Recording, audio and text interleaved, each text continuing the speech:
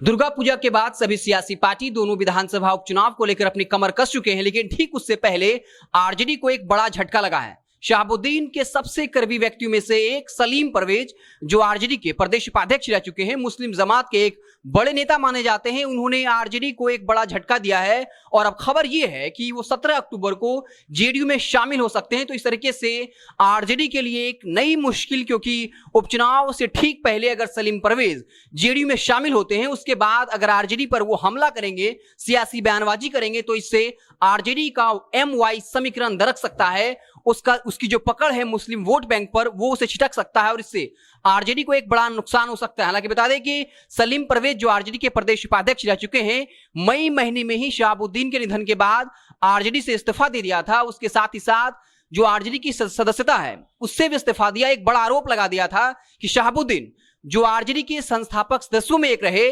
लगातार आरजेडी के साथ वफादारी की, लेकिन आरजेडी आलाकमान ने शहाबुद्दीन के साथ अन्याय किया है। क्योंकि खबर यह थी कि शहाबुद्दीन के निधन के बाद उनका पार्थिव शरीर दिल्ली से उनके पैतृक आवास सिवान जिला में लाया जाए, लेकिन यह अंततः नहीं हो पाया है। और फिर ये एक बड़ा आरोप यह भी लगा दिया कि शहाबुद्दीन के निधन के वक्त, जब उनकी अंत्येष्टि हुई, उस वक्त तेजस्वी यादव वहां से मात्र 5 किलोमीटर की दूरी पर स्थित थे, लेकिन तेजस्वी यादव शहाबुद्दीन की अंत्येष्टि में शामिल नहीं हुए थे। और उस वक्त शहाबुद्दीन के समर्थकों ने उनके अंत्येष्टि के वक्त लालू यादव, तेजस्वी यादव के मुर्दाबाद के नारे लगाए थे।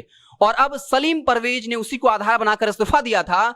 और अब उपचुनाव से ठीक पहले खबर यह है कि वो जेडीयू में शामिल हो सकते हैं। बकायदा तारीख भी बता दिया गया है, 17 अक्टूबर को वो जेडीयू में शामिल हो जाएंगे। हालांकि ये बता दें कि सलीम परवेज पहले जेडीयू में थे, 2018 में वो जेडीयू छोड़कर आरजेडी में आए थे और इन्हें एक बड़ा पद दिया गया था, एक बड़ी जिम्मेदारी मिली थी। और बाकायदा उनकी राजनीतिक हैसियत को आप समझ सकते हैं कि आरजेडी आलाकमान ने उनको बाकायदा आरजेडी का प्रदेश उपाध्यक्ष बना दिया। लेकिन उपचुनाव से ठीक पहले एक बड़ा झटका। आपको बता दें कि तेजस्वी यादव शहाबुद्दीन के बेटे ओसामा शहाब के निकाह में पहुंचे थे अपने दर्जनों नेताओं के साथ, और कहा जा रहा था कि तेजस्वी यादव ये डैमेज कंट्रोल करना चाहते हैं, लेकिन अंततः वो शहाबुद्दीन के करीबियों को नहीं मना पाए।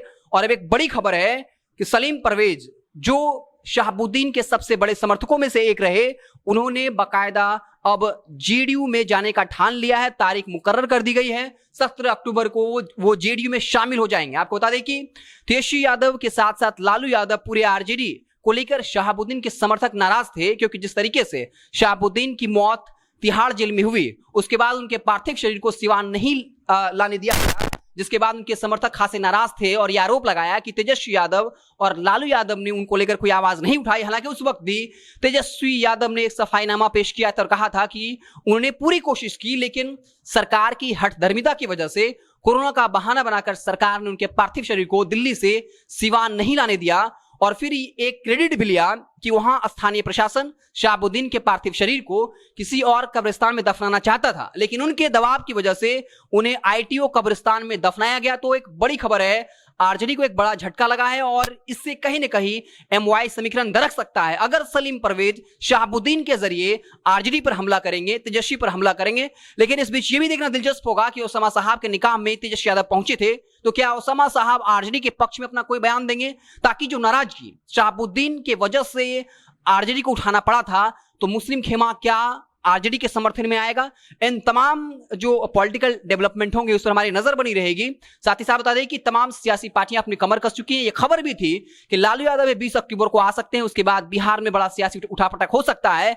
लेकिन राबड़ी देवी, जो पटना बिहार अपने बेटे तेज प्रताप यादव को मनाने आई थी, हालांकि वो मना नहीं पाई। तेज प्रताप यादव अभी बागी हैं, बगावत कर रहे हैं, एक के बाद एक ऐसे स्टेप ले रहे हैं जिससे आरजेडी और तेजस्वी यादव असहज महसूस कर रहे हैं। जब वो पटना से फिर दिल्ली जा रही थी, तो मीडिया ने जब सवाल पूछा कि क्या लालू यादव 20 अक्टूबर को पटना बिहार आ रहे हैं, तब उन्होंने कहा कि उनकी तबीयत खराब है, और इस तरीके का जवाब दिया। तो फिर ये सस्पेंस हो गया कि क्या लालू यादव 20 अक्टूबर को बिहार की धरती पर आएंगे। हालांकि 22 अक्टूबर को कन्हैया कुमार यहां पहुंच रहे हैं। बाकायदा सभी पार्टियों ने अपना कमर कस लिया, लेकिन ठीक उससे पहले आरजेडी को एक बड़ा झटका लगा है। सलीम परवेज 17 अक्टूबर को जेडीयू का दामन थाम लेंगे, और अब यहां का सियासी उठापटक लगातार जारी रहेगा, शहमात का खेल लगातार जारी रहेगा। हालांकि तेजस्वी यादव की पार्टी ने साफ स्पष्ट कर दिया है कि वो 3 मुद्दों पर चुनाव लड़ेंगे: बेरोजगारी, भ्रष्टाचार और क्राइम का जो मसला है, महंगाई को लेकर लगातार सरकार पर हमला बोलेंगे। 2020 में भी ऐसा हुआ था जब जो एनडीए है वो लगातार तेजस्वी यादव लालू यादव पर हमला कर रहे थे, लगातार जंगल राज की याद दिला रहे थे। उस वक्त तेजस्वी यादव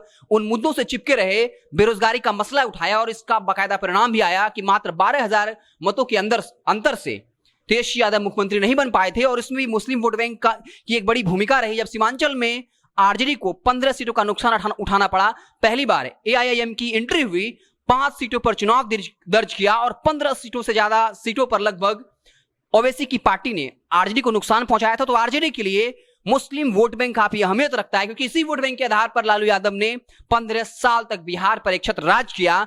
तो अब जब सलीम परवेज जेडीयू का दामन थाम लेंगे और अगर वो आरजेडी पर, तेजस्वी यादव पर हमला करेंगे तो यहां का सियासी समीकरण जो बदलता हुआ दिखेगा। क्या कुछ होगा, हमारी नजर बनी रहेगी। आप देखते रहे जनता जंक्शन। उन तमाम पॉलिटिकल डेवलपमेंट से, तमाम सियासी बयानबाजी से हम आपको लगातार रिव्यू कराते रहेंगे। बहुत बहुत धन्यवाद।